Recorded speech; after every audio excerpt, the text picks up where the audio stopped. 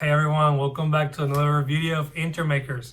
We're super happy and really excited to have you on this new series called How I Got Into series.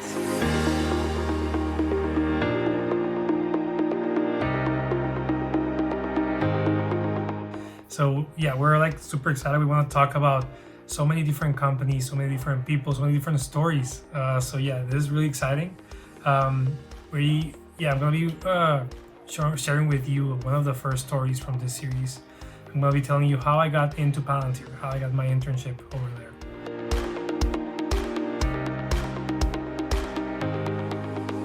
there. So my name is Alejandro Davila. I was born and raised in Mexico, in Torreon, Mexico. I was there for like 19 years.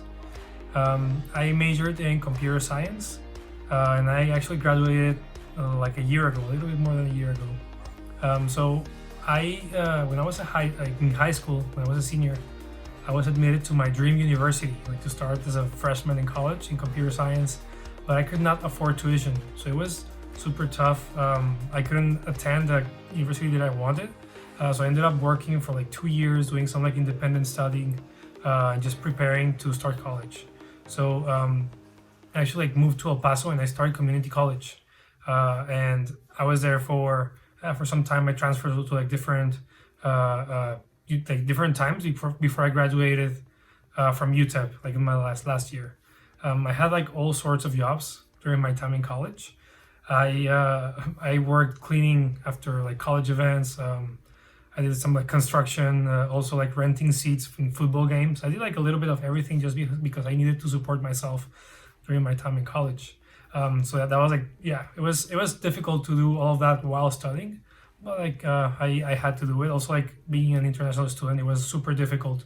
Yeah, because like, we will have like so many like limitations, so many jobs that we cannot get, or like it's just like very limited. But I was actually a junior in college the first time that I heard about an internship. I had no idea what an internship was. I had no idea about like extracurricular activities, any of those things. So you could say that I started very late because I started college at 20, and until I was a junior, I heard about these opportunities. So I went to a conference, and that's when I heard about basically this whole new world of professional development, internships, interviews, resumes. Yeah, so it changed everything.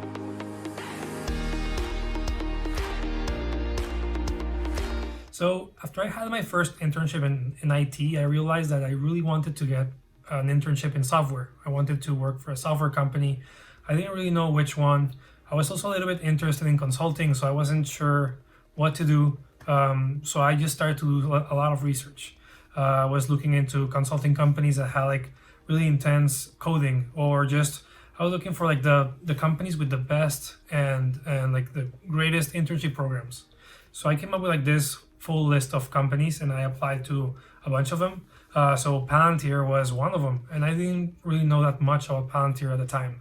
So yeah, I applied online, and like in my school, like almost no tech companies were recruiting like in person, so I had to apply online for all of them. But yeah, so I applied online to Palantir, and then I heard back from a recruiter. So I started to like learn about the company. I was amazed by all the different things that they were doing. It sounded like a really cool company. So the recruiter reached out and sent me a coding challenge to complete.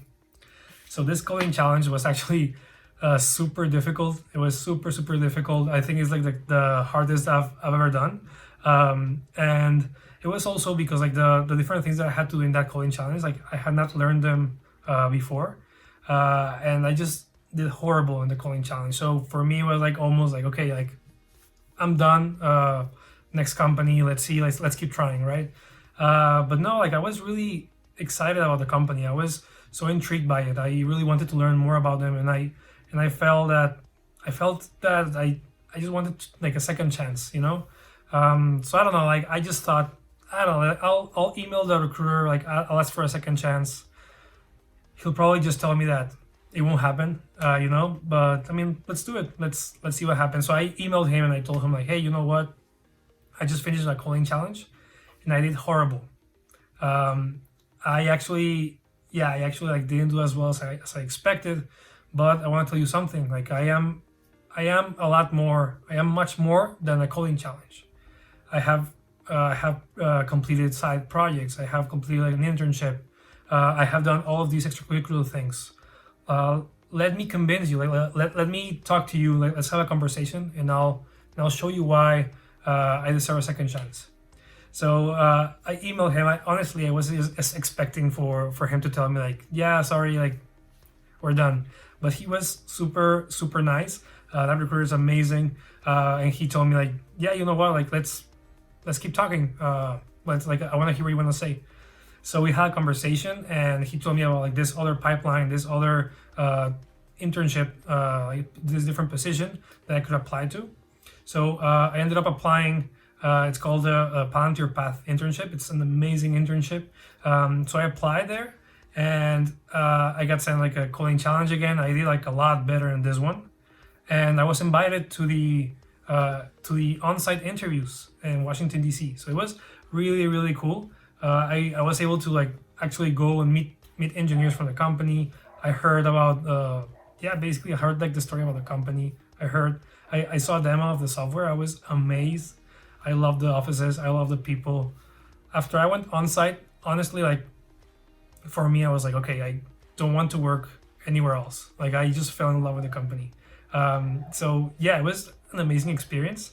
And fortunately, like a week later or so, I received a call telling me like that I got the offer. But it was not simple. Like when I was interviewing over there in the office, like I was basically competing, you could say. There are like other 10 people interviewing at the same time, but they all came from like all these amazing companies. I mean, amazing universities, like Ivy Leagues. Everyone Ivy Leagues, or like Stanford or UC Berkeley. I don't know, like everyone was like came from like all these amazing universities. I was so intimidated. I thought like, oh, like I just come from like this smaller university, like you don't even recruit over there, you know. But I mean that in the end I made it, you know. So that's how I got into Palantir.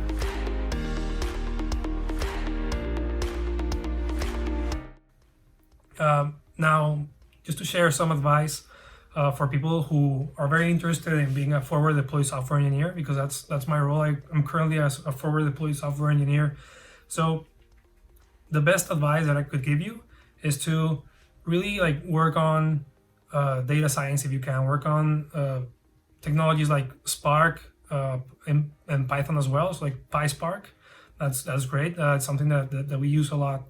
Also, if you want to work in some like more technical, like more well, not more technical, but web development, like some front end development, that might also be very helpful, especially JavaScript. There are so many different technologies that we use, but those are the ones that you can work on and focus on. Also, if you have people skills, that's also like that goes a long way, because as a forward deployed software engineer, we actually like work with clients. We work with them directly on their problems. We try to help them get solutions, data-driven solutions to whatever like thing they're going through. So if you have people skills, that's super important. It's a huge plus. That's like those are the main tips for someone who want to be a forward deployed software engineer at Palantir. Now, if you wanted more general advice, like how I could get into Palantir, like what should I know? Well, the first thing would be just go into the website and try to learn as much as possible, like as much as you can about the company. Learn about the products that we have, learn our mission statement, what's important to us. So for us, it's very important that like everyone in the company wants to have an impact in the world or an impact in other people, because our software is being used by the largest organizations in the world. It's used by so many different governments.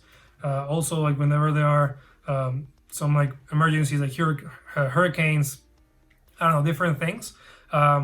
We're always there to help, and yeah, it's just like having that sense of like, hey, I want to do something bigger. I want to help out. I want my code to have a huge impact. That's a huge plus.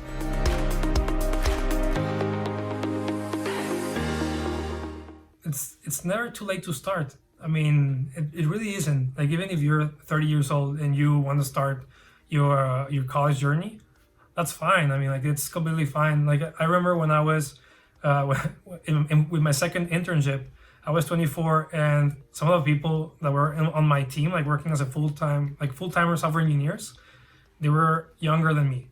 So that was a bit interesting, but I didn't really I didn't really care about that. Like I only cared about learning. I wanted to grasp as much as possible, like help as much as possible, and honestly, like age didn't matter to me. So it really doesn't matter. You can just start whenever, as long as you're ready. Yeah, and then like as an international student, I've been through a lot. So one tip would be to don't get discouraged that you're gonna get so many different no's. But yeah, I mean like it's just part of life, part of the journey. So just yeah, ignore those no's. Try to just look for a yes, and you'll be good. Yeah, and that's a bit of my story. I couldn't get everything under 10 minutes, but I did my best. And yeah, thank you so much for tuning in. Thank you for watching the video. We really hope that you enjoy this whole series called How I Got Into series. We're gonna have so many people, as I mentioned before. If you are currently on an internship, or you had a previous internship and you have a great story that you would like to share, definitely reach out to us, because we're looking for people to share their stories. So we will be more than happy to have a conversation with you. Subscribe to our channel, follow us on TikTok, on Instagram, LinkedIn, every social media you can think of. Yes, follow us, and thank you very much. We're excited to be here. Yeah. All right, cool. Bye.